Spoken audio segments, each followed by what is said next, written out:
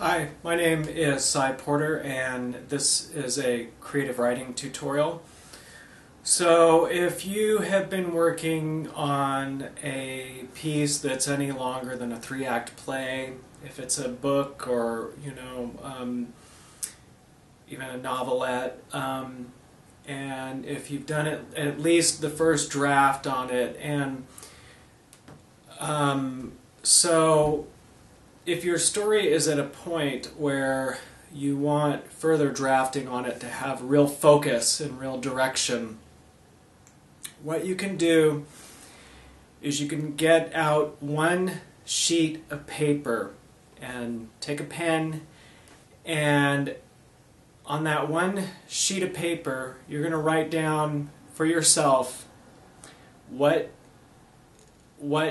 the story is going to be about. This is going to be all you're allowing yourself is one sheet of paper, and it will determine what you will keep in the story, and whatever does not belong to the description you put down on the one sheet of paper you must chop off ruthlessly.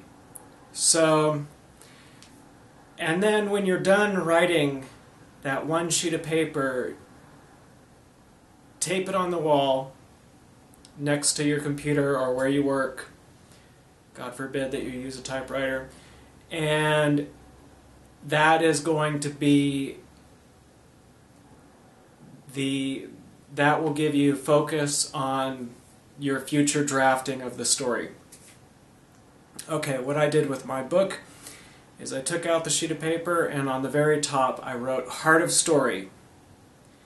And then the next thing I wrote was the premise, ...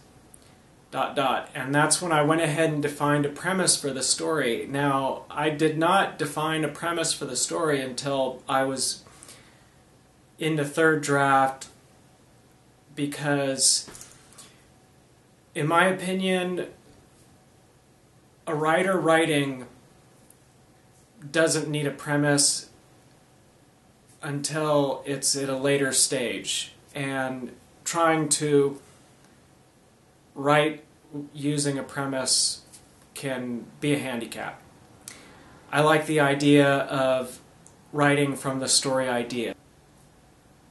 But if you're well into the drafting of the story, if you've already done at least one draft on the story, you can go ahead and write a premise. And then, what do I have next? Then basically, with my story, I'm working with a couple of different themes, and I go ahead and write those down. And then I describe for myself what I want the story to be about. Some very, very basic, the most important ideas of the story. You'll find those ideas because if you just give yourself one page, and if you're writing it out by hand, you know that you're limited to that one page.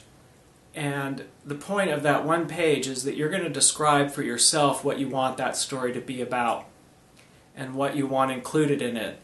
And because you're limited to that one page, you're going to do a great deal of your editing decisions right there.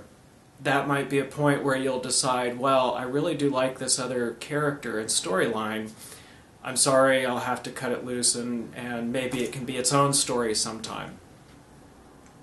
So what I can say is that when I had written the one page and I taped it above my computer screen, from then on the drafting process became a lot easier, because when I was in doubt, I would look up at that page and then I would know, okay, the story, I really like this part of the story, it isn't working, I'll take it out, or I need to change that, and it really, really helped a lot, the one-page rule.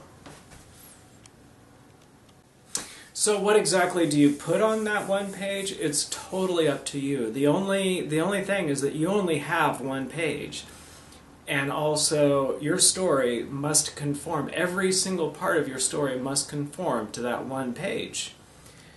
In my case, the lower third of the page I just utilized to write about some things about the story, how I wanted it to come across one way and then also turn out to be another way. And so those are like some technical things about the story that I found important enough to put on the one page.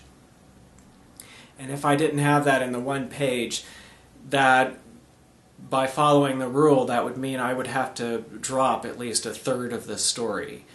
So when you're writing the page, you're basically trying what you can to save all those parts of the story you really like by making sure that they are there because of what you write on the page that you want to have in the story.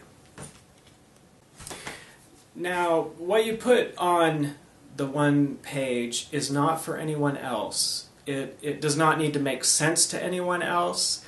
It can be, you could have one word that you know what that one word means, but no one else does.